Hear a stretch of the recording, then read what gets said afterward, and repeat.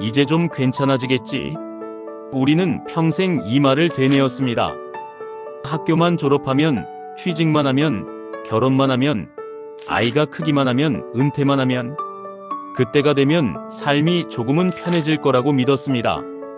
하지만 그 순간이 올 때마다 또 다른 문제가 우리를 기다리고 있었습니다.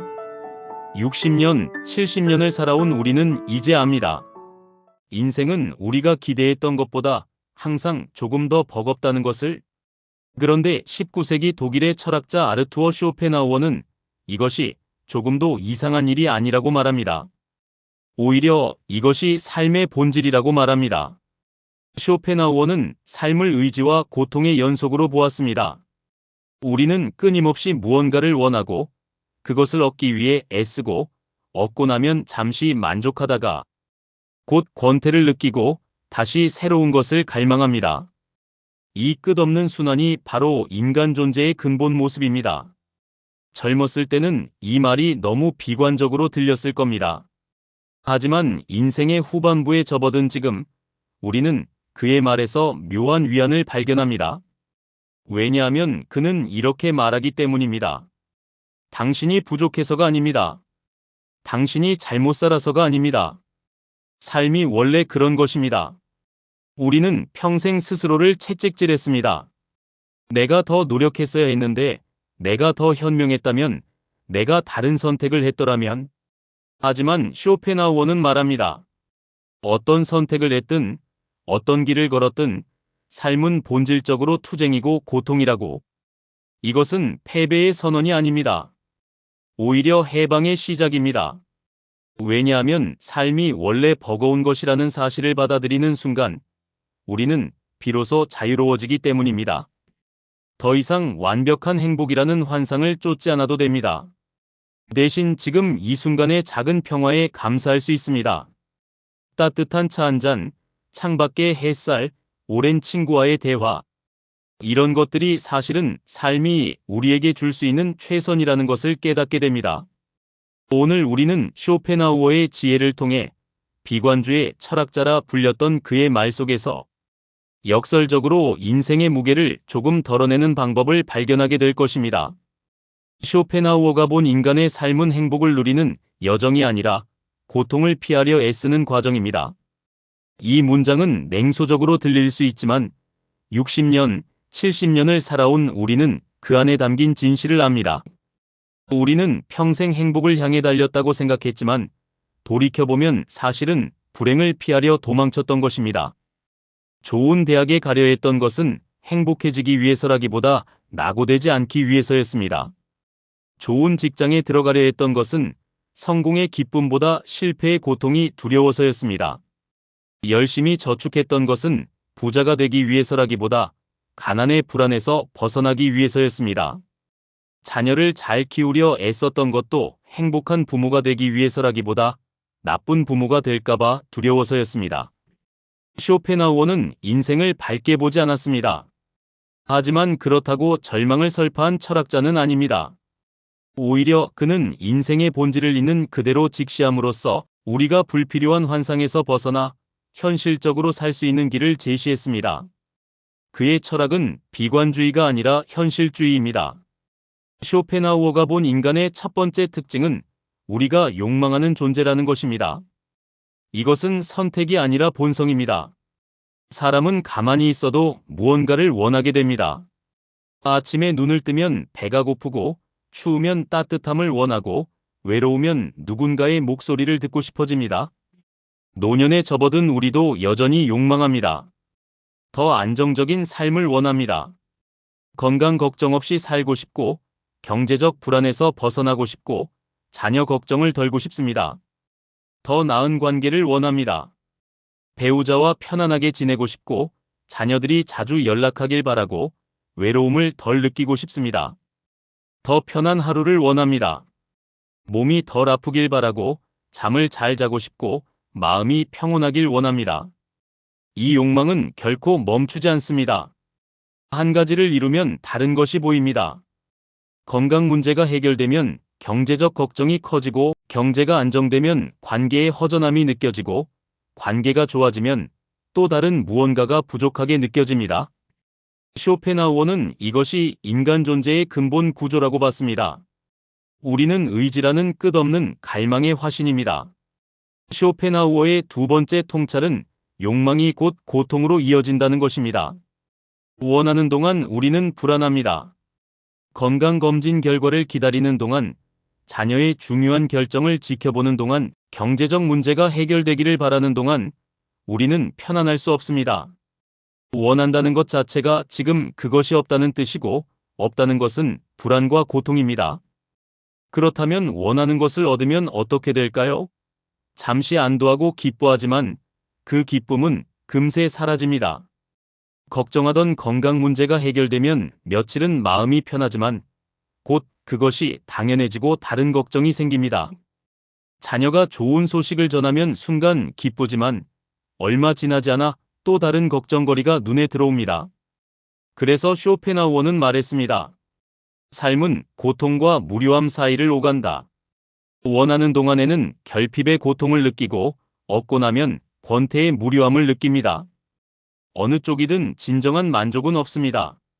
우리는 이 두 극단 사이를 끊임없이 왕복하는 진자와 같습니다. 이것이 인간 삶의 기본 리듬입니다. 쇼펜하우어의 세 번째 관찰은 행복과 고통의 비대칭성입니다. 큰 행복은 드물고 작은 고통은 일상입니다.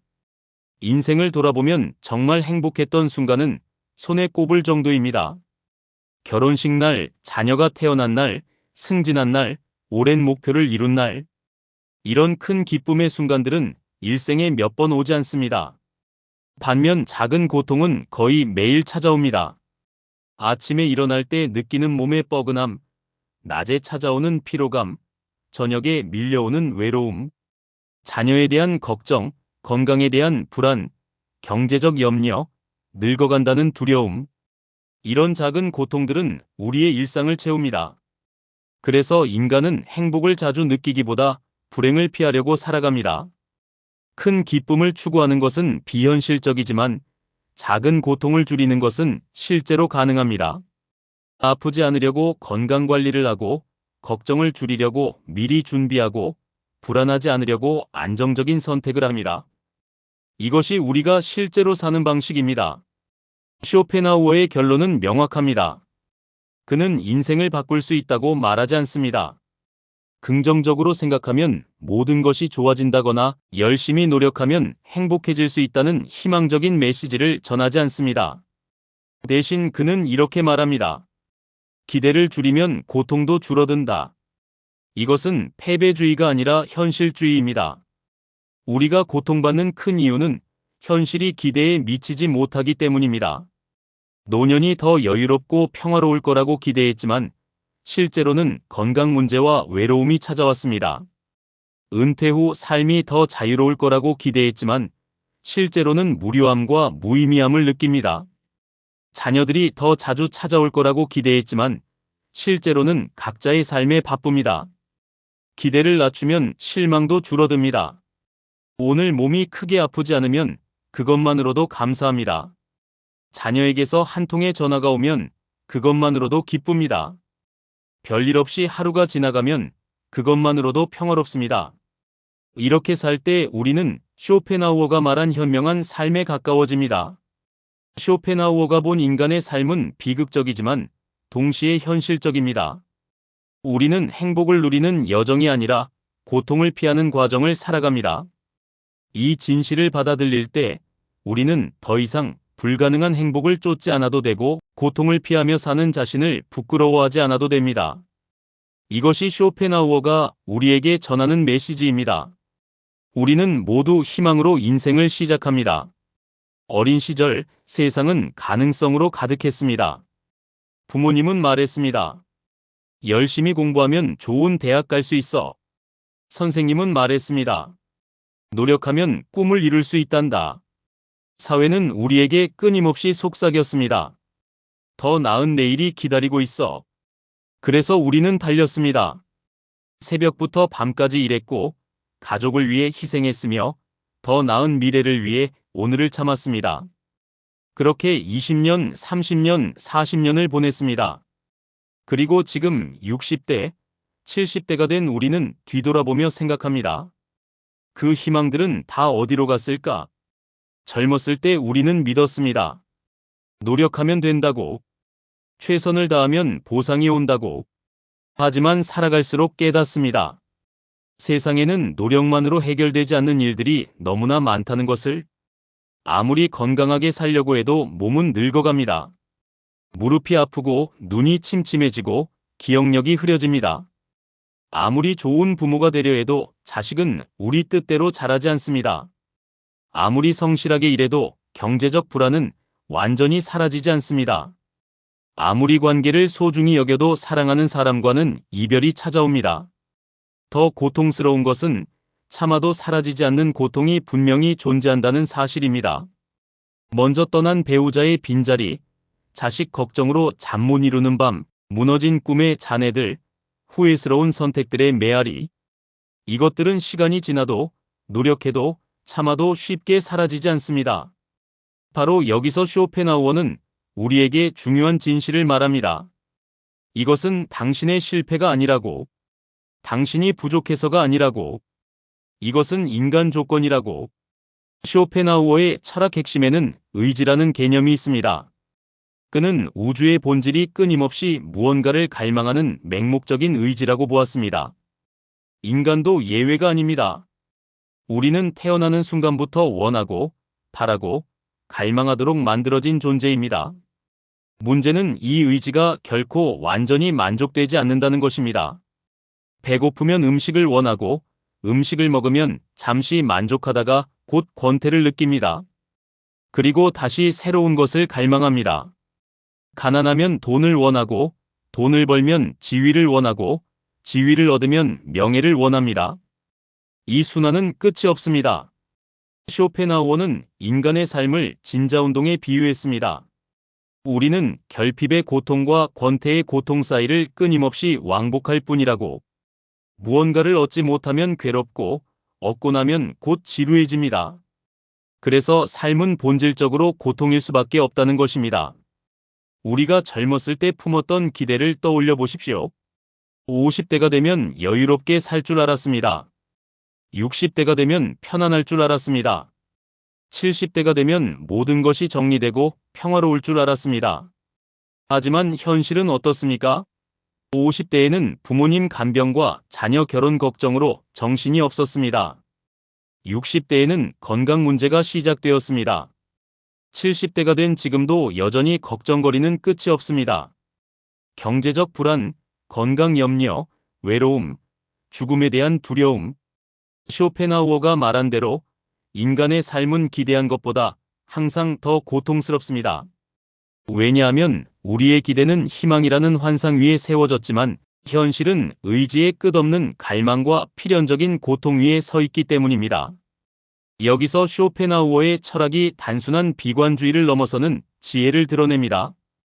그는 고통이 불가피하다고 말했지만 동시에 그것을 줄일 방법도 제시했습니다. 첫째, 욕망을 줄이라고 했습니다. 더 많이 갈망할수록 더 많이 고통받습니다. 이미 가진 것에 만족하는 법을 배우면 고통은 줄어듭니다. 둘째, 예술과 지성적 관조를 통해 잠시나마 의지의 굴레에서 벗어날 수 있다고 했습니다. 아름다운 음악을 듣거나 좋은 책을 읽거나 자연을 바라볼 때 우리는 잠시 갈망하는 자아를 잊고 평화를 경험합니다. 셋째, 연민을 강조했습니다. 모든 사람이 같은 고통 속에 있다는 것을 깨달으면 우리는 서로에게 더 친절해질 수 있습니다. 이제 우리는 압니다. 삶이 기대보다 고통스러운 것은 우리가 실패해서가 아니라는 것을. 이것은 인간이라는 조건 자체에 내재된 속성입니다. 이 깨달음은 우리를 자유롭게 합니다. 더 이상 완벽한 행복이라는 환상을 쫓지 않아도 됩니다. 그 대신 고통이 적은 순간들, 잠시 평화로운 시간들에 감사할 수 있습니다. 오늘 몸이 크게 아프지 않다면 그것만으로도 축복입니다. 사랑하는 사람이 아직 곁에 있다면 그것만으로도 감사할 일입니다. 쇼펜하우어는 우리에게 말합니다. 고통을 부정하지 말라고. 그것을 직시하고 받아들이라고. 그럴 때 비로소 우리는 삶의 무게를 조금 덜어낼 수 있다고. 인생은 기대보다 항상 더 고통스럽습니다. 하지만 그것이 인간의 조건이라는 것을 이해한 순간 우리는 더 이상 그 고통에 혼자 짓눌리지 않습니다. 우리는 그저 인간으로서 살아가고 있을 뿐입니다. 쇼펜하우어는 인간 존재의 가장 근본적인 특징을 의지라고 불렀습니다. 이것은 단순한 바람이나 선택이 아닙니다. 우리가 태어나면서부터 가지고 있는 끊임없이 무언가를 갈망하도록 만들어진 본성 자체입니다. 마치 강물이 아래로 흐르듯 불꽃이 위로 타오르듯 인간은 가만히 있어도 무언가를 원하도록 설계된 존재라는 것입니다. 아침에 눈을 뜨는 순간부터 우리는 원합니다. 배가 고프면 음식을, 춥다면 따뜻함을, 외롭다면 사람을, 불안하다면 안정을 갈망합니다. 그런데 여기서 쇼펜하우어가 발견한 인간 조건의 비극이 시작됩니다. 원하는 순간 우리는 이미 불안합니다. 왜냐하면 원한다는 것 자체가 지금 그것이 없다는 뜻이고 없다는 것은 곧 결핍이며 결핍은 고통이기 때문입니다. 그래서 우리는 애씁니다. 원하는 것을 얻기 위해 노력하고 투쟁하고 때로는 다른 사람과 경쟁합니다.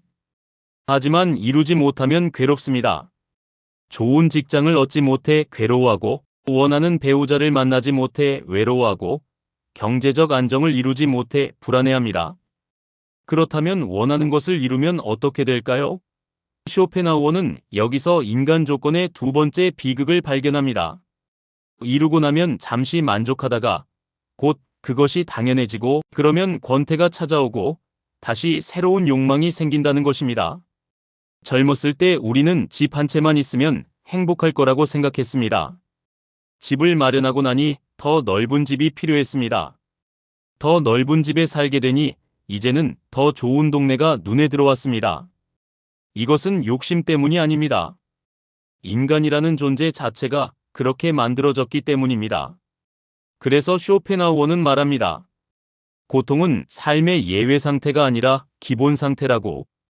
우리가 불행해서 고통받는 것이 아니라 인간으로 태어났기에 고통받는다고. 인생을 돌아보면 기묘한 불균형을 발견하게 됩니다. 행복했던 순간들은 참으로 짧게 느껴지는데 고통스러웠던 시간들은 유난히 길고 선명하게 기억됩니다. 이것은 단순히 기억의 왜곡이 아닙니다. 쇼펜하우어가 말한 대로 삶의 구조 자체가 그렇게 되어 있기 때문입니다. 건강할 때 우리는 건강을 느끼지 못합니다.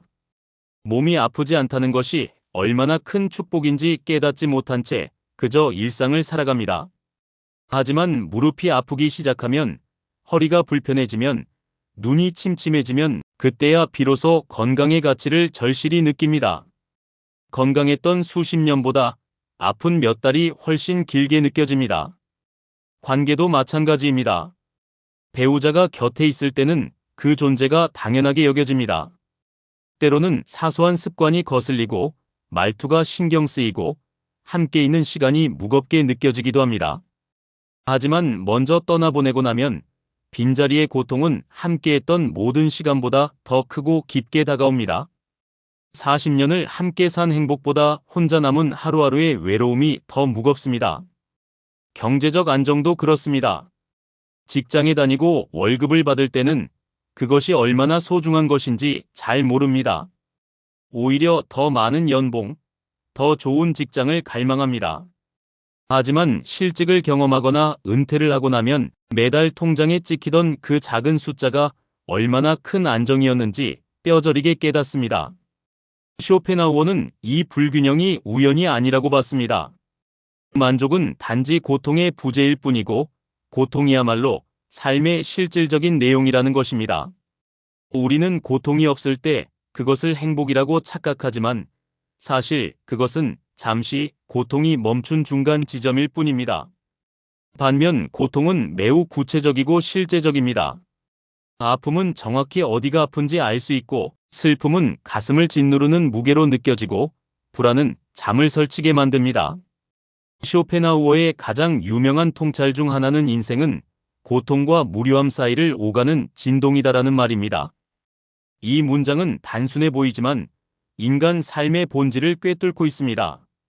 우리가 무언가를 원하는 동안 우리는 고통받습니다. 결핍 때문에, 불안 때문에, 좌절 때문에 괴롭습니다. 젊었을 때 우리는 성공을 원했고, 성공하지 못한 시간 동안 끊임없이 불안했습니다. 자녀를 키울 때는 아이들이 잘 자라주기를 원했고, 그들이 방황할 때마다 마음이 찢어졌습니다. 노년에는 건강하기를 원하지만 몸은 우리 뜻대로 움직여주지 않아 답답합니다. 그렇다면 원하는 것을 이루면 어떻게 될까요? 잠시 기쁨이 찾아옵니다. 하지만 그 기쁨은 생각보다 훨씬 짧습니다. 그리고 곧 무료함이 찾아옵니다. 평생 일하던 사람이 은퇴하면 처음 몇 달은 해방감을 느낍니다. 하지만 곧 무엇을 해야 할지 몰라 방황하게 됩니다. 하루하루가 지루하고 시간이 무의미하게 흘러가는 것 같고 존재의 공허함이 밀려옵니다. 자녀를 결혼시키고 나면 책임에서 벗어난 것 같아 홀가분합니다. 하지만 얼마 지나지 않아 텅 빈 집이 너무 조용하고 할 일이 없어진 일상이 무겁게 느껴집니다. 이것이 쇼펜하우어가 말한 진자운동입니다. 우리는 고통에서 벗어나려 애쓰다가 고통에서 벗어나면 무료함에 빠지고 무료함을 견디지 못해 다시 새로운 욕망을 찾습니다. 어느 쪽이든 완전한 만족은 오래가지 않습니다. 이것이 인간 존재의 딜레마입니다. 우리는 정지 상태를 견디지 못하도록 만들어졌습니다. 항상 무언가를 향해 움직여야 하고 그 움직임 자체가 고통이거나 권태입니다. 우리가 젊었을 때는 믿었습니다. 성실하게 살면 좋은 결과가 올 거라고, 최선을 다하면 원하는 것을 이룰 수 있다고.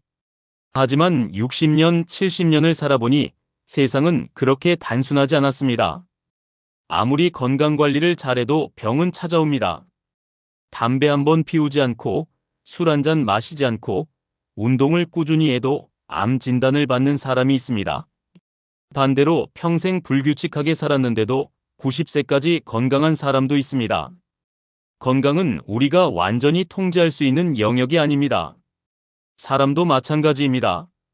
아무리 좋은 배우자가 되려 해도, 아무리 좋은 부모가 되려 해도 상대방은 변합니다.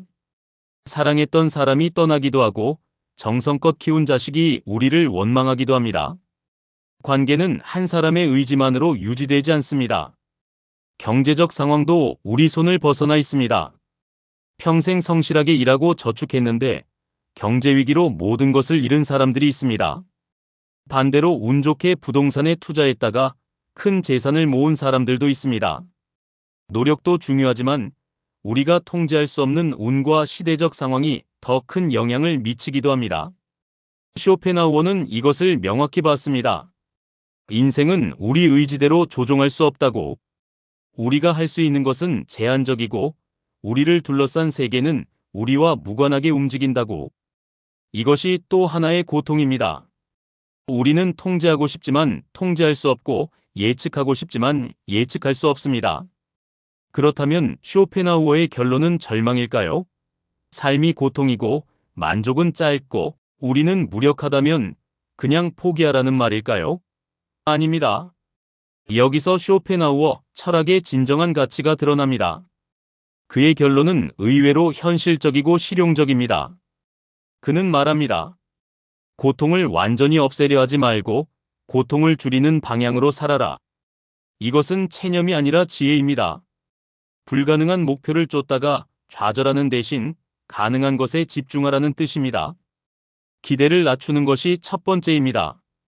우리가 고통받는 큰 이유 중 하나는 현실이 기대에 미치지 못하기 때문입니다. 기대를 낮추면 실망도 줄어듭니다. 이것은 비겁함이 아니라 현실을 있는 그대로 보는 용기입니다. 욕망을 줄이는 것이 두 번째입니다. 더 많이 원할수록 더 많이 고통받습니다. 이미 가진 것에 만족하는 법을 배우면 고통은 줄어듭니다. 노년의 지혜는 바로 여기에 있습니다. 더 이상 많은 것을 원하지 않을 때 우리는 비로소 평화를 경험합니다. 비교를 멈추는 것이 세 번째입니다. 남과 비교할 때 우리는 항상 부족함을 느낍니다. 하지만 각자의 삶은 각자의 무게를 가지고 있습니다. 쇼펜하우어가 말한 대로 모든 인간은 똑같이 고통받는 존재입니다. 이것을 깨달으면 연민이 생기고 연민이 생기면 비교가 무의미해집니다. 이것이 쇼펜하우어가 말한 지혜로운 삶입니다. 고통을 부정하지 않고 환상을 좇지 않으며 있는 그대로의 삶을 받아들이면서도 고통을 최소화하는 방법을 찾는 것. 그것이 우리가 인간으로서 할 수 있는 최선입니다. 우리는 평생 행복을 모아왔습니다. 마치 통장에 돈을 저축하듯 행복도 쌓아 올릴 수 있다고 믿었습니다. 좋은 대학에 합격하면 행복이 하나 더해지고 좋은 직장에 취직하면 또 하나가 더해지고 결혼하고 집을 사고 자식을 낳으면 행복은 점점 커질 거라고 생각했습니다. 그래서 우리는 더 많이 가지려고 애썼습니다. 더 큰 집, 더 좋은 차, 더 높은 지위, 더 많은 돈. 이것들을 손에 넣으면 행복이라는 그릇이 조금씩 채워질 거라고 믿었습니다. 더 많은 여행을 가고 더 좋은 음식을 먹고 더 즐거운 경험을 하면 삶이 점점 나아질 거라고 생각했습니다. 또한 우리는 문제만 없으면 행복할 거라고 믿었습니다. 빚만 갚으면, 자녀만 결혼시키면, 건강 문제만 해결되면 그때부터는 행복한 상태가 지속될 거라고 기대했습니다. 행복은 마치 도달해야 할 목적지처럼 혹은 획득해야 할 상품처럼 느껴졌습니다. 하지만 쇼펜하우어는 이 생각 자체가 근본적인 착각이라고 말합니다. 행복은 플러스 되는 것이 아니라고, 무언가를 더하거나 쌓아서 만들어지는 것이 아니라고. 이 착각 때문에 우리는 평생 행복을 찾아 헤매면서도 정작 행복을 느끼지 못한다는 것입니다. 젊었을 때 우리는 행복이 환희나 희열 같은 것이라고 생각했습니다. 가슴이 뛰고 웃음이 터지고 세상이 아름답게 보이는 그런 상태 말입니다. 그래서 그런 순간을 찾아다녔습니다. 여행을 가고 축제에 참여하고 새로운 경험을 추구했습니다. 하지만 나이가 들면서 깨닫게 됩니다. 그런 순간들은 정말 드물었고 금방 사라졌으며 오히려 그 순간이 지나고 나면 더 큰 공허함이 찾아왔다는 것을. 쇼펜하우어가 말한 대로 행복은 우리가 생각하는 것처럼 분명하게 느껴지는 감정이 아니었습니다. 그렇다면 행복은 무엇일까요? 쇼펜하우어는 행복이란 고통의 부재에 가깝다고 말합니다. 아침에 일어났을 때 몸이 아프지 않은 것, 밤에 잠들 때 특별히 걱정할 일이 없는 것, 하루를 보내면서 큰 불안을 느끼지 않는 것. 이것이 진짜 행복이라는 것입니다. 생각해보면 우리가 정말 편안했던 순간들이 그랬습니다. 따뜻한 봄날 창가에 앉아 차를 마시던 오후, 아무 일도 일어나지 않았던 평범한 저녁, 가족들이 조용히 각자의 일을 하고 있던 주말. 그 순간에는 특별한 기쁨이 없었지만 동시에 고통도 없었습니다. 쇼펜하우어는 바로 그것이 행복이라고 말합니다. 우리는 그런 순간들을 행복이라고 인식하지 못했습니다. 왜냐하면 아무것도 느껴지지 않았기 때문입니다. 강렬한 감정도 특별한 사건도 없었습니다. 그래서 그것을 당연하게 여기고 지나쳤습니다. 하지만 그 순간이야말로 삶이 우리에게 줄 수 있는 최선의 상태였습니다. 지금 돌이켜보면 건강했던 50대, 부모님이 살아계셨던 60대 초반, 배우자와 별일 없이 지냈던 평범한 날들. 그때가 행복이었습니다. 다만 우리는 그것을 몰랐을 뿐입니다. 왜냐하면 행복은 느껴지는 상태가 아니라 고통이 잠시 사라진 상태였기 때문입니다. 쇼펜하우어는 인간 감각의 비대칭성을 날카롭게 포착했습니다. 우리는 고통에는 즉각적으로 반응하지만 평온에는 금방 익숙해진다는 것입니다. 이것은 단순한 습관이 아니라 인간 본성에 새겨진 특징입니다. 무릎이 조금만 아파도 우리는 즉시 알아챕니다.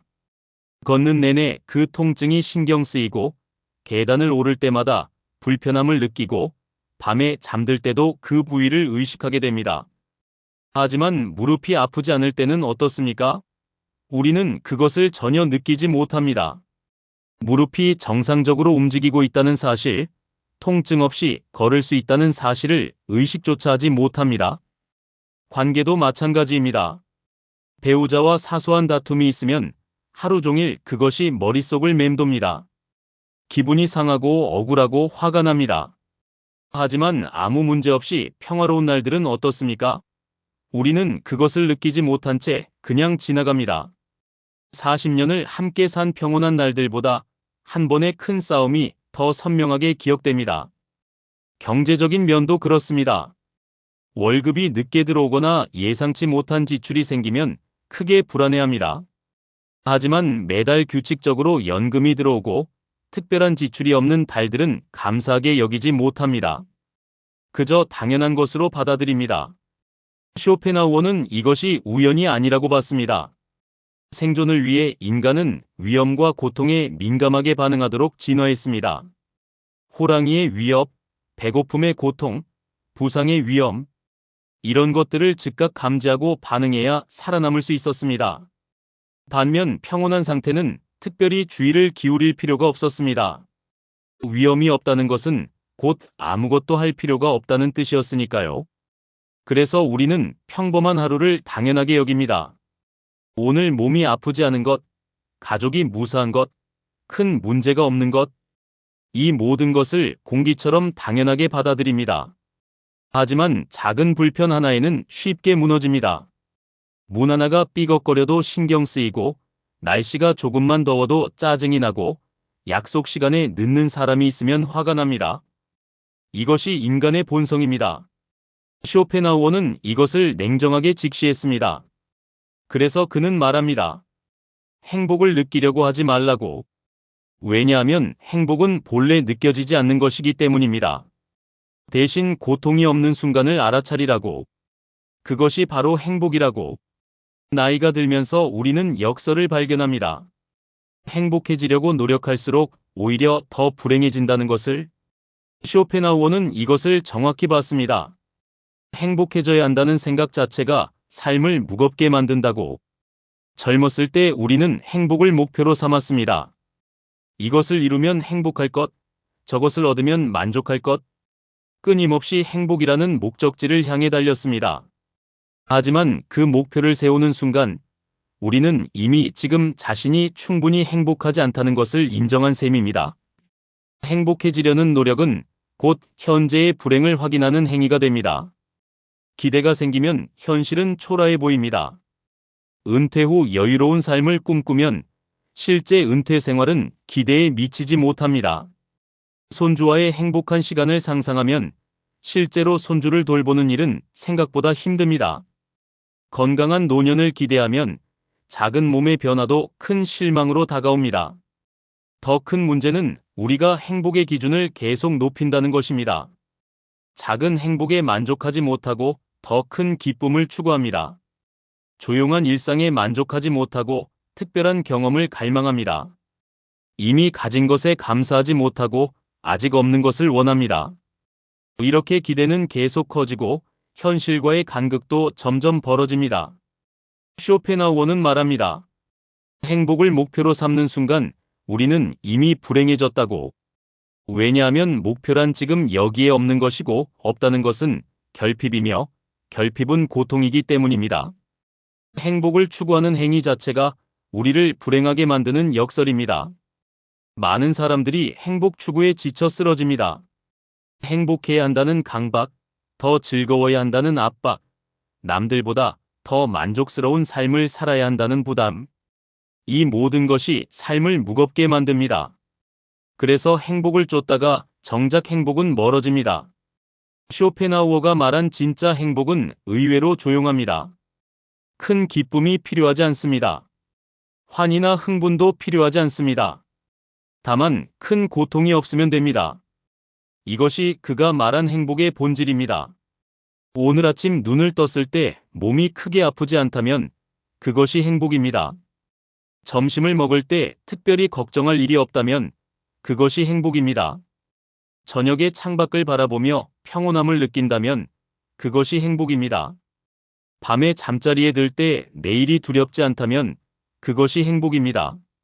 무사히 지나간 하루, 이것이야말로 우리가 받을 수 있는 최고의 선물입니다. 아무 일도 일어나지 않은 날, 특별한 사건이 없었던 하루, 그저 평범하게 흘러간 시간. 젊었을 때는 이런 날들이 무의미하게 느껴졌습니다. 하지만 이제 우리는 압니다. 그런 날이야말로 가장 귀한 날이라는 것을.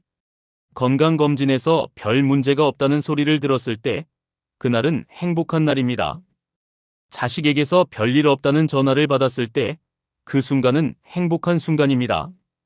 오랜 친구와 차 한잔 마시며 웃었을 때 그 시간은 행복한 시간입니다. 쇼펜하우어는 우리에게 말합니다. 행복을 찾으려 하지 말라고. 대신 고통이 없는 순간을 알아차리라고.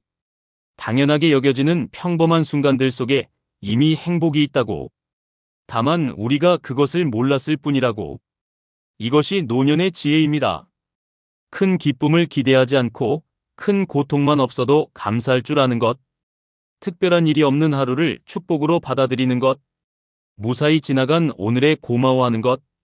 이렇게 살 때 우리는 비로소 쇼펜하우어가 말한 진짜 행복에 가까워집니다. 행복은 플러스가 아니라 마이너스의 부재입니다. 더하는 것이 아니라 빼는 것입니다. 무언가를 얻어서가 아니라 잃지 않아서 누리는 것입니다. 이 단순하지만 깊은 진리를 받아들일 때 우리는 이미 가진 평온 속에서 행복을 발견하게 됩니다.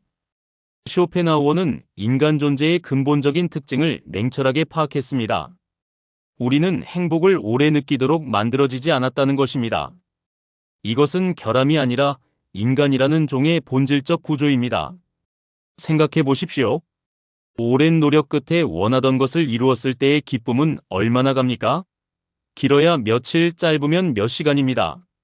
손주가 태어났을 때의 감격, 건강검진에서 이상 없다는 소리를 들었을 때의 안도감, 오랜 걱정거리가 해결되었을 때의 홀가분함.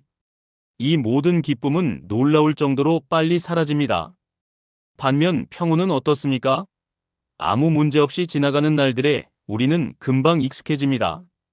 오늘 몸이 아프지 않다는 것, 가족이 무사하다는 것, 큰 걱정거리가 없다는 것. 이런 상태가 일주일만 지속되어도 우리는 그것을 당연하게 여기고 더 이상 감사함을 느끼지 못합니다. 쇼펜하우어는 이것이 인간의 의지 구조 때문이라고 봤습니다. 우리는 끊임없이 무언가를 갈망하도록 만들어진 존재입니다. 만족은 의지가 잠시 멈춘 상태일 뿐이고 곧 새로운 욕망이 생겨납니다. 그래서 우리는 행복을 추구하기보다 불행을 피하는 쪽으로 움직입니다. 왜냐하면 행복은 어차피 오래 지속되지 않지만 불행을 피하는 것은 고통을 줄이는 실질적인 방법이기 때문입니다. 무릎이 아프면 우리는 즉시 압니다. 걷는 내내 그 통증을 의식하고 계단을 오를 때마다 불편함을 느끼고 앉아 있을 때도 그 부위가 신경 쓰입니다. 밤에 잠들려 해도 아픈 곳이 계속 생각납니다. 고통은 이렇게 즉각적이고 강력한 신호로 다가옵니다. 반면 무릎이 아프지 않을 때는 어떻습니까? 우리는 그것을 전혀 느끼지 못합니다.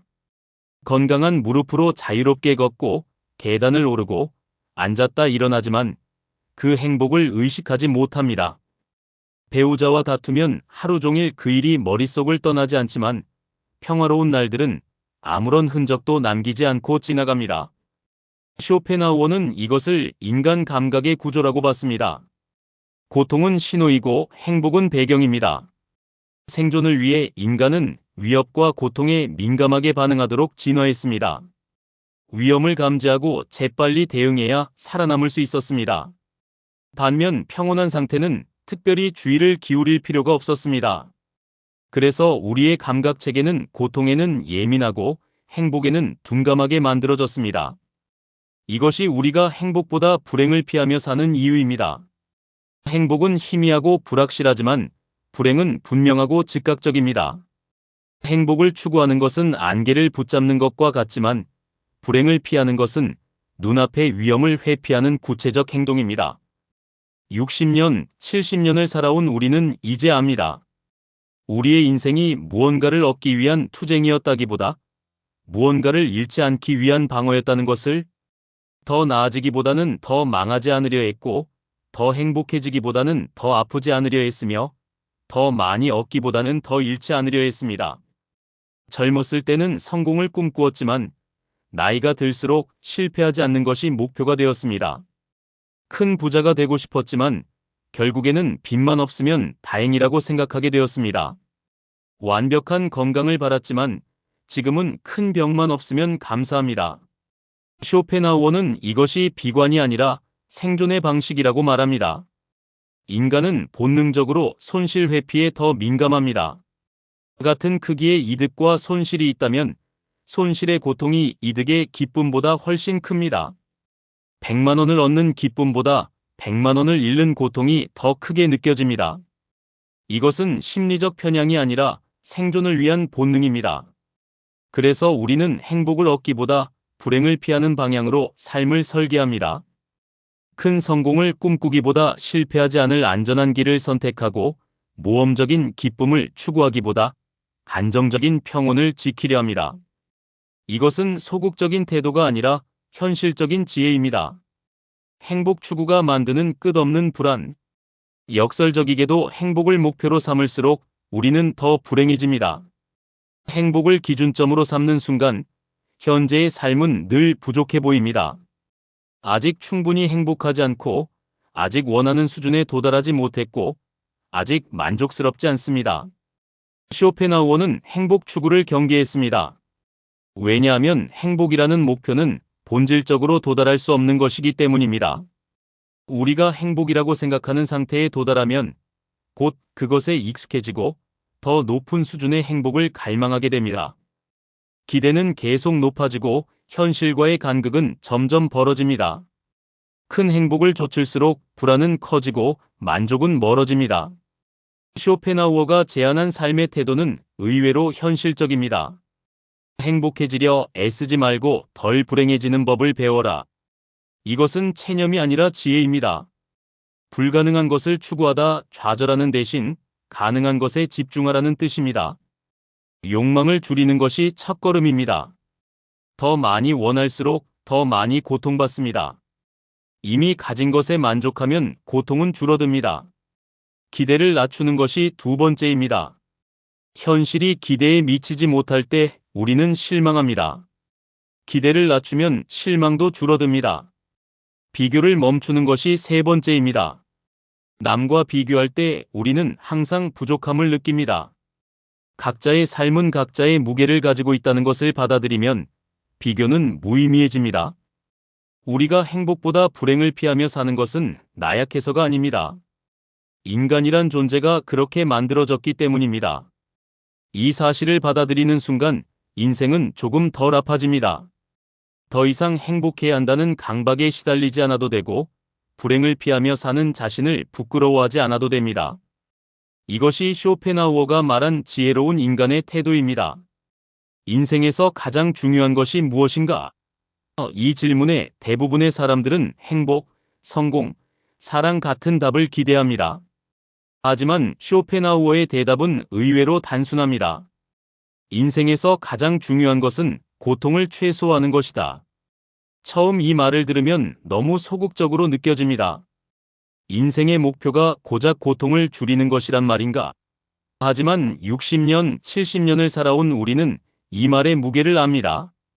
젊었을 때는 무언가를 이루고 얻고 성취하는 것이 중요하다고 믿었습니다. 하지만 지금 돌이켜보면 정작 중요했던 것은 큰 고통 없이 하루를 보내는 것이었습니다. 쇼펜하우어에게 삶은 무엇을 더 얻는 과정이 아니라 무엇을 덜 견디게 하는 과정이었습니다. 이것은 비관이 아니라 현실입니다. 우리는 평생 더 많이 얻으려 애썼지만 실제로는 덜 잃으려, 덜 아프려, 덜 불안하려 살아왔습니다. 건강을 잃지 않으려, 사랑하는 사람을 잃지 않으려, 안정을 잃지 않으려 애쓰는 것, 이것이 우리 삶의 실제 내용이었습니다.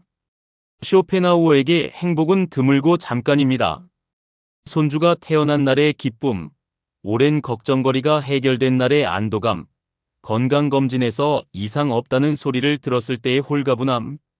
이런 순간들은 삶에서 몇 번이나 찾아옵니까? 그리고 그 기쁨은 얼마나 오래 갑니까? 길어야 며칠, 짧으면 몇 시간입니다. 반면 평온은 작지만 오래 갑니다.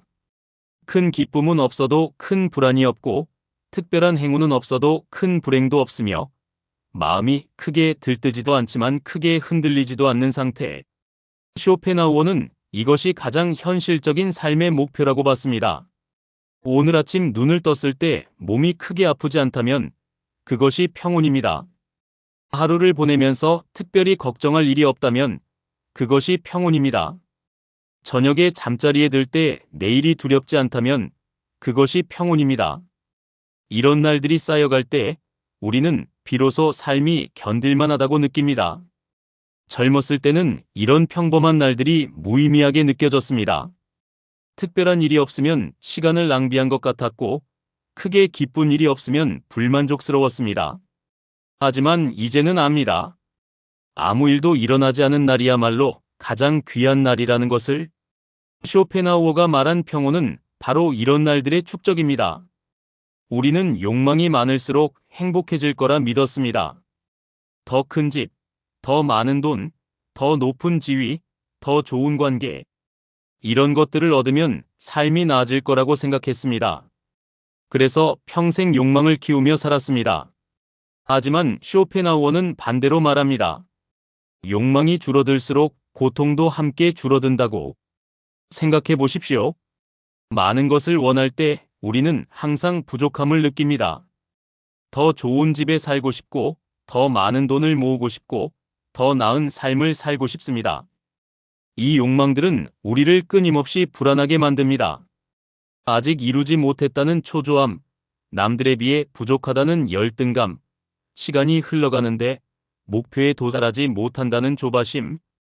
반면 욕망이 줄어들면 어떻게 될까요? 이미 가진 작은 집에 만족하고 현재의 경제적 상태를 받아들이고 지금 이 삶을 있는 그대로 인정하면 불안은 줄어듭니다. 더 이상 얻어야 할 것들의 목록이 머릿속을 채우지 않고 남들과 비교하는 고통도 사라지며 부족함에 대한 괴로움도 줄어듭니다. 쇼펜하우어는 욕망을 키우는 삶보다 욕망을 다스리는 삶을 중시했습니다. 이것은 무기력함이나 체념이 아닙니다.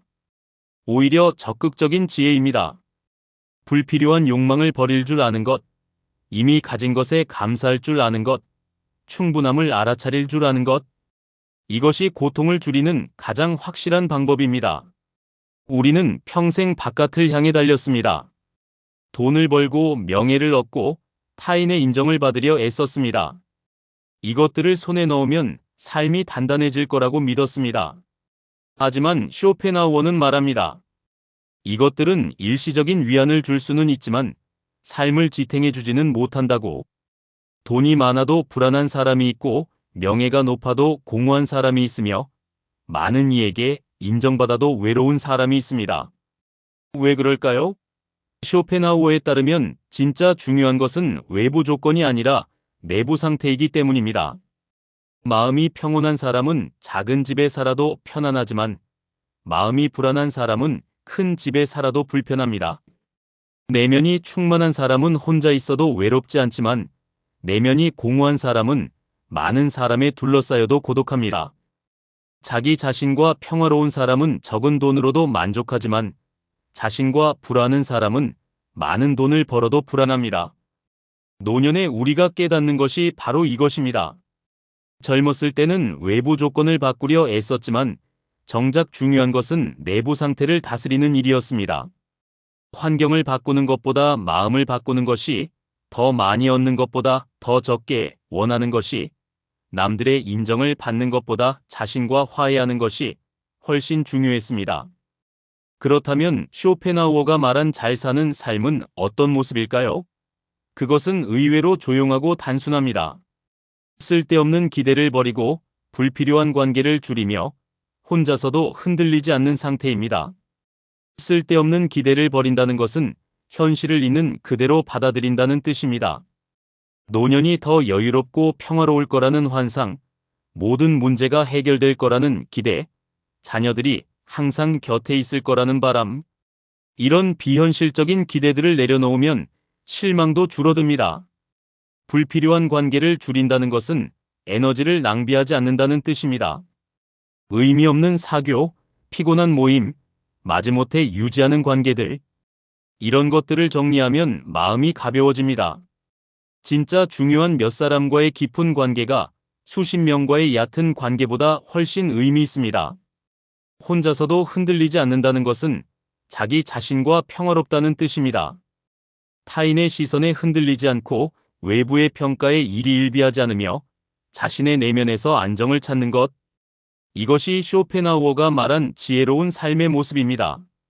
결국 쇼펜하우어가 말한 인생에서 진짜 중요한 것은 거창한 것이 아닙니다. 고통을 최소화하고 평온을 유지하며 욕망을 다스리고 내면을 가꾸는 것. 이 단순하지만 깊은 진리를 받아들일 때 우리는 비로소 잘 산다는 것의 의미를 이해하게 됩니다. 젊었을 때 우리는 쾌락을 행복과 같은 것으로 생각했습니다. 맛있는 음식, 즐거운 여행, 흥미로운 오락, 자극적인 경험. 이런 것들이 많을수록 인생이 풍요로울 거라고 믿었습니다. 하지만 쇼펜하우어는 쾌락을 진짜 행복으로 보지 않았습니다. 그에게 쾌락은 잠깐 고통을 잊게 해주는 것일 뿐입니다. 마치 진통제가 아픔을 일시적으로 가리지만 병을 치료하지는 못하듯 쾌락도 삶의 근본적인 고통을 해결하지 못합니다. 맛있는 음식을 먹으면 그 순간은 기분이 좋지만 배고픔이나 외로움이라는 근본적인 결핍은 사라지지 않습니다. 여행을 가면 일상의 무료함에서 벗어난 것 같지만 돌아오면 똑같은 공허함이 기다리고 있습니다. 쇼펜하우어는 말합니다. 쾌락은 고통을 없애지 못하고 잠시 가릴 뿐이라고. 60년, 70년을 살아온 우리는 이 말의 진실을 압니다. 젊은 시절 추구했던 수많은 즐거움들이 지나가고 나면 공허만 남았습니다. 큰 잔치가 끝나고 나면 더 허전했고, 긴 여행에서 돌아오면 더 외로웠으며, 강렬한 경험 뒤에는 더 깊은 무력감이 찾아왔습니다. 쾌락은 마취와 같습니다. 순간의 감각을 둔화시켜 고통을 못 느끼게 하지만 마취가 풀리면 고통은 그대로 돌아옵니다. 때로는 더 심하게 느껴지기도 합니다. 이것이 쾌락의 본질입니다. 진짜 행복이 아니라 고통으로부터의 일시적 도피입니다. 쇼펜하우어의 예리한 관찰 중 하나는 쾌락 뒤에는 늘 그 반대가 따라온다는 것입니다. 이것은 도덕적 판단이 아니라 삶의 구조입니다. 지나친 즐거움 뒤에는 피로가 찾아오고, 과한 만족 뒤에는 허무가 밀려오며, 강한 자극 뒤에는 공허가 자리 잡습니다. 생각해 보십시오. 큰 잔치를 벌이고 나면 며칠은 아무것도 하고 싶지 않습니다. 몸도 마음도 지쳐서 회복이 필요합니다. 많은 돈을 쓰며 여행을 다녀오면 즐거웠지만 돌아와서는 경제적 부담과 일상의 공허함이 더 크게 느껴집니다. 자극적인 경험을 하고 나면 평범한 일상이 더욱 무의미하게 보입니다. 더 큰 문제는 쾌락이 고통의 씨앗을 함께 가져온다는 것입니다. 과식의 쾌락은 소화불량의 고통을 낳고, 과음의 즐거움은 다음날의 숙취를 보장하며, 무분별한 소비의 만족은 경제적 불안을 키웁니다. 쇼펜하우어는 이것을 우연이 아니라 삶의 기본 법칙으로 봤습니다. 노년에 우리가 몸으로 배운 것이 바로 이것입니다. 젊었을 때 마음껏 누렸던 쾌락들이 지금의 건강 문제로 돌아왔습니다. 한때 즐거웠던 무리한 활동들이 지금의 통증으로 남아 있습니다. 순간의 만족을 위해 무시했던 것들이 이제는 평생 관리해야 할 문제가 되었습니다. 쾌락은 반드시 그 대가를 청구합니다. 쇼펜하우어가 본 또 하나의 진실은 쾌락을 좇을수록 욕망이 더 커진다는 것입니다. 한 번의 즐거움은 다음 즐거움을 부릅니다. 그리고 우리는 점점 더 강한 자극을 필요로 하게 됩니다. 처음에는 작은 즐거움으로 만족했습니다. 간단한 외식, 가까운 여행, 소박한 선물. 하지만 시간이 지날수록 같은 수준의 쾌락으로는 만족할 수 없게 됩니다. 더 비싼 음식, 더 먼 여행, 더 큰 선물을 원하게 됩니다. 욕망은 끊임없이 상승합니다. 이것은 중독과 같은 메커니즘입니다. 처음에는 적은 양으로 효과가 있지만 점점 더 많은 양이 필요해집니다. 그래서 쾌락을 좇는 삶은 끝없는 반복이 됩니다. 더 자극적인 것, 더 강한 만족, 더 많은 소유를 향한 끝없는 추구. 쇼펜하우어는 이 상태를 자유를 잃은 삶이라고 봤습니다. 자유롭지 못한 것은 우리가 더 이상 선택하지 못하기 때문입니다. 욕망이 우리를 끌고 갑니다. 필요해서가 아니라 원해서, 원해서가 아니라 중독되어서 우리는 계속 쾌락을 추구합니다. 그리고 그 과정에서 평온을 잃고 만족을 잃고 자신을 잃습니다. 노년이 되어 돌아보면 우리는 쾌락의 노예였던 시간들을 떠올립니다. 정작 필요하지도 않은 것들을 사고 원하지도 않는 일을 하고 즐겁지도 않은 모임에 참석했던 시간들.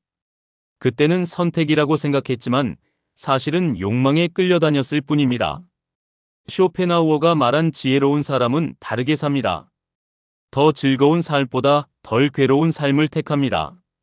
이것은 소극적으로 들리지만 실은 매우 적극적인 선택입니다. 지혜로운 사람은 과한 기쁨을 경계합니다. 왜냐하면 높이 올라갈수록 떨어질 때 더 아프다는 것을 알기 때문입니다. 큰 기쁨은 큰 실망을 부르고 강한 흥분은 깊은 권태를 낳습니다. 그래서 그는 중간지대를 지킵니다. 크게 들뜨지도 않고 크게 가라앉지도 않는 평온한 상태를 유지합니다. 지혜로운 사람은 깊은 고통을 피합니다. 순간의 쾌락을 위해 미래의 고통을 담보로 잡지 않습니다. 지금 당장 즐겁더라도 나중에 후회할 일은 하지 않습니다. 건강을 해치는 즐거움, 경제적 부담을 주는 만족, 관계를 손상시키는 쾌락을 멀리합니다. 무엇보다 지혜로운 사람은 마음의 평온을 지킵니다. 쾌락은 마음을 흔들지만 평온은 마음을 안정시킵니다.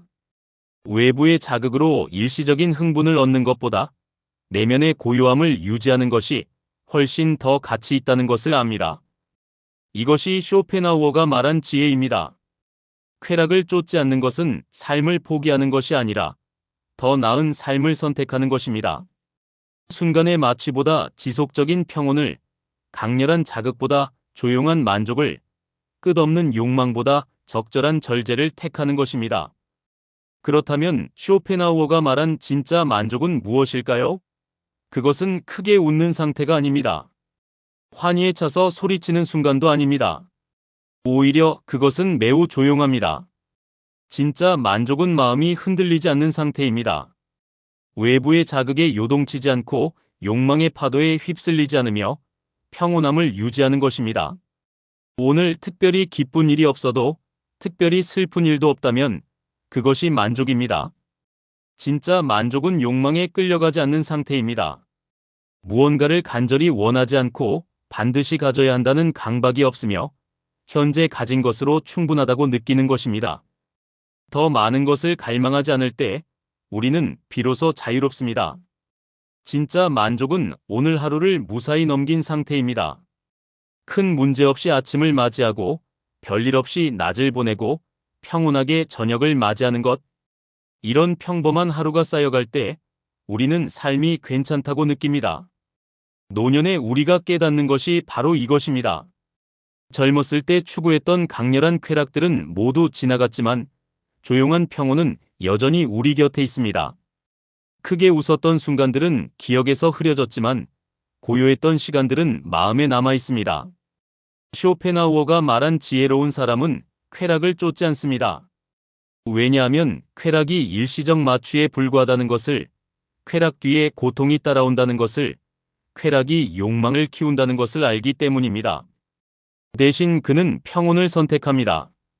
덜 아픈 삶, 흔들리지 않는 마음, 무사히 지나가는 하루. 이것이야말로 진짜 만족이라는 것을 아는 사람입니다. 젊을 때 우리는 끊임없이 무언가를 원했습니다. 더 가져야 하고, 더 인정받아야 하고, 더 앞서가야 한다고 믿었습니다. 더 좋은 직장, 더 큰 집, 더 높은 지위. 이런 것들이 없으면 불안했고, 가지고 나면 또 다른 것이 눈에 들어왔습니다. 세상은 날카롭고 긴박하게 느껴졌습니다. 하지만 나이가 들수록 욕망은 자연스럽게 줄어듭니다. 이것은 체념이 아니라 변화입니다. 더 큰 집이 필요 없고 더 높은 지위에 관심이 없으며 남들의 인정도 예전만큼 중요하지 않습니다. 쇼펜하우어는 말합니다. 욕망이 약해질수록 세상은 덜 날카롭게 보인다고. 욕망이 줄어들면 세상이 정말 다르게 보입니다. 젊었을 때는 모든 것이 경쟁이었고 모든 상황이 판단의 대상이었으며 모든 사람이 비교의 대상이었습니다. 하지만 지금은 그냥 있는 그대로 보입니다. 남의 성공이 나를 초라하게 만들지 않고 남의 행복이 나를 불행하게 만들지 않으며 남의 평가가 나를 흔들지 않습니다. 이것이 욕망이 줄어들며 얻게 되는 평화입니다. 젊을 때 행복은 더함이었습니다. 더 많은 돈, 더 좋은 경험, 더 큰 성취. 무언가를 추가하고 쌓아 올릴 때 우리는 행복해질 거라고 믿었습니다. 하지만 나이가 들면 행복은 덜어냄이 됩니다. 아프지 않은 하루가 행복입니다. 특별히 기쁜 일이 없어도 몸이 크게 아프지 않으면 그것만으로 감사합니다. 큰 걱정 없는 밤이 행복입니다.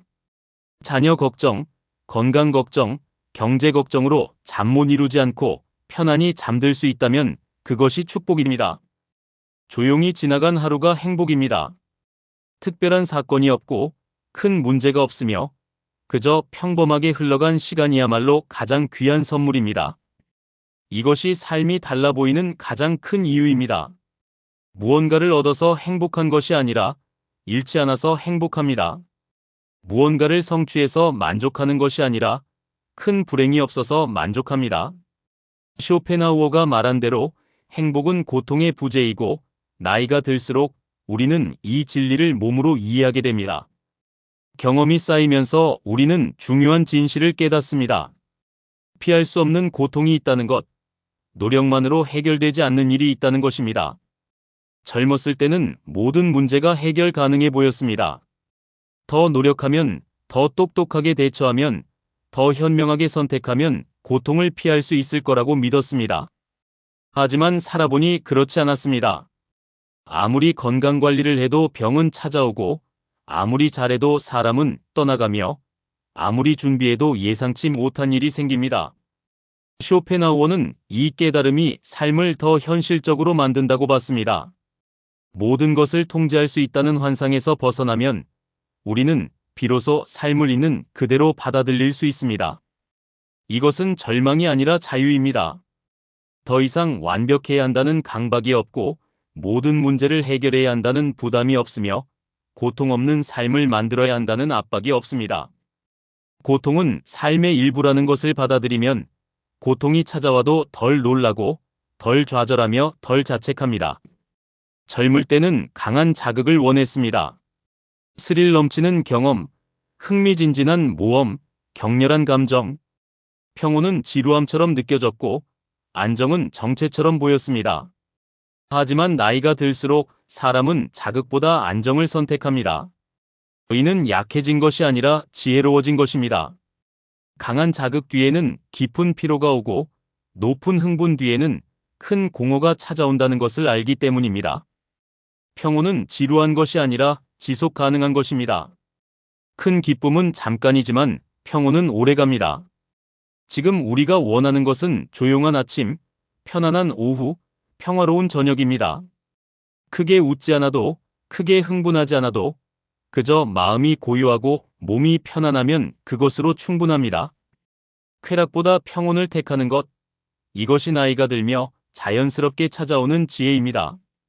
쇼펜하우어는 나이를 독특하게 보았습니다. 노년은 삶의 진실을 가장 가까이서 보는 시기라고. 젊을 때는 희망과 환상이 눈을 가렸지만 나이가 들면 그 베일이 걷힙니다. 삶은 우리가 기대했던 것보다 더 고통스럽고 행복은 우리가 생각했던 것보다 더 드물며 우리가 통제할 수 있는 것은 생각보다 훨씬 적습니다. 하지만 이 깨달음은 우울하게 만들지 않습니다. 오히려 명료하게 만듭니다. 그래서 노년의 삶은 더 조용하지만 더 분명합니다. 불필요한 것들이 정리되고 본질만 남습니다. 쓸데없는 욕망이 사라지고 진짜 중요한 것들만 보입니다. 나이가 들수록 삶이 달라 보이는 이유는 우리가 변했기 때문입니다.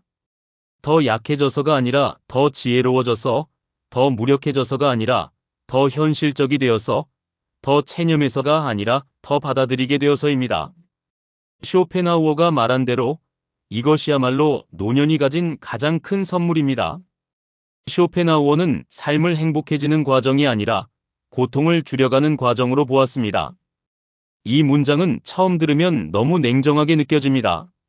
하지만 60년, 70년을 살아온 우리는 압니다. 이것이 냉정함이 아니라 정직함이라는 것을. 우리는 평생 행복해지려고 애썼습니다. 더 나은 직장, 더 큰 집, 더 많은 돈. 이런 것들을 얻으면 행복해질 거라고 믿었습니다. 하지만 돌이켜보면 우리가 진짜로 한 일은 고통을 피하는 것이었습니다. 가난의 고통을 피하려 일했고, 외로움의 고통을 피하려 관계를 맺었으며, 불안의 고통을 피하려 안정을 추구했습니다. 쇼펜하우어는 이 진실을 직시했습니다. 삶의 목적이 행복을 얻는 것이 아니라 고통을 최소화하는 것이라고. 이것은 비관이 아니라 현실입니다. 행복은 드물고 짧지만 고통은 흔하고 길기 때문입니다. 그렇다면 우리가 할 수 있는 가장 현실적인 일은 큰 고통을 피하고 작은 고통을 줄이며 평온을 지키는 것입니다. 쇼펜하우어가 말한 현실적인 삶의 태도는 희망을 부풀리는 긍정도, 모든 것을 포기하는 비관도 아닙니다. 그것은 세상을 있는 그대로 받아들이는 태도입니다. 긍정주의자들은 말합니다. 긍정적으로 생각하면 모든 것이 좋아진다고. 하지만 우리는 압니다. 긍정적으로 생각한다고 해서 병이 낫지 않고 희망을 가진다고 해서 현실이 바뀌지 않는다는 것을. 과도한 긍정은 오히려 현실을 외면하게 만들고 실망을 더 크게 만듭니다. 반대로 비관주의자들은 말합니다. 어차피 다 소용없다고. 하지만 그것도 진실이 아닙니다. 모든 것이 소용없다면 우리는 왜 여전히 살아가고 있을까요? 왜 아침에 눈을 뜨고 밥을 먹고 사랑하는 사람을 걱정할까요? 완전한 비관은 삶을 포기하게 만듭니다. 쇼펜하우어의 태도는 이 둘 사이에 있습니다. 그는 삶이 본질적으로 고통스럽다는 것을 인정하지만 동시에 고통을 줄일 수 있는 방법이 있다고 말합니다. 세상을 바꿀 수는 없지만 세상을 대하는 우리의 태도는 바꿀 수 있다고. 모든 문제를 해결할 수는 없지만 불필요한 문제를 만들지 않을 수는 있다고. 쇼펜하우어가 말한 현실적인 삶의 태도는 구체적으로 무엇일까요? 첫째, 기대를 낮추는 것입니다. 삶이 우리 기대대로 흘러갈 거라는 환상을 버리는 것입니다. 노년이 편안하고 여유로울 거라는 기대, 모든 문제가 해결될 거라는 기대, 자녀들이 항상 곁에 있을 거라는 기대. 이런 비현실적인 기대를 내려놓으면 실망도 줄어듭니다. 둘째, 욕망을 줄이는 것입니다. 더 많이 원할수록 더 많이 고통받습니다. 이미 가진 것에 만족하는 법을 배우면 부족함의 고통이 줄어듭니다. 남들과 비교하지 않고 더 나은 것을 갈망하지 않으며 지금 이 순간을 있는 그대로 받아들이는 것입니다. 셋째, 통제할 수 없는 것을 받아들이는 것입니다. 우리가 할 수 있는 것은 생각보다 적습니다. 건강, 관계, 경제적 상황, 이런 것들을 완전히 통제할 수는 없습니다. 통제할 수 없는 것을 통제하려다 지치는 대신 통제할 수 있는 것에 집중하는 것. 그것이 현실적인 태도입니다. 넷째, 고통을 피하는 것을 부끄러워하지 않는 것입니다. 우리 사회는 도전과 성취를 강조합니다. 하지만 쇼펜하우어는 말합니다. 불필요한 고통을 피하는 것이 지혜라고. 무리한 목표를 세우지 않고 감당할 수 없는 일을 맡지 않으며 자신을 괴롭히는 관계를 정리하는 것. 이것은 비겁함이 아니라 자기를 지키는 일입니다. 쇼펜하우어가 말한 현실적인 삶의 태도로 살면 어떻게 될까요? 큰 기쁨은 없을지 모르지만 큰 고통도 줄어듭니다. 놀라운 성취는 없을지 모르지만 평온한 일상이 쌓입니다. 남들이 부러워할 만한 삶은 아닐지 모르지만 자신이 견딜 만한 삶이 됩니다. 이것이 쇼펜하우어가 말한 지혜로운 삶입니다. 환상을 좇지 않고 절망하지도 않으며 그저 있는 그대로의 삶을 살아가는 것. 행복해지려 애쓰지 않고 덜 불행해지는 법을 배우는 것. 세상을 바꾸려 하지 않고 세상 속에서 평온을 지키는 것. 60년, 70년을 살아온 우리는 이제 압니다. 쇼펜하우어가 옳았다는 것을. 삶은 우리가 꿈꾸던 것보다 더 고통스러웠지만 동시에 우리가 두려워했던 것보다는 견딜만 했습니다.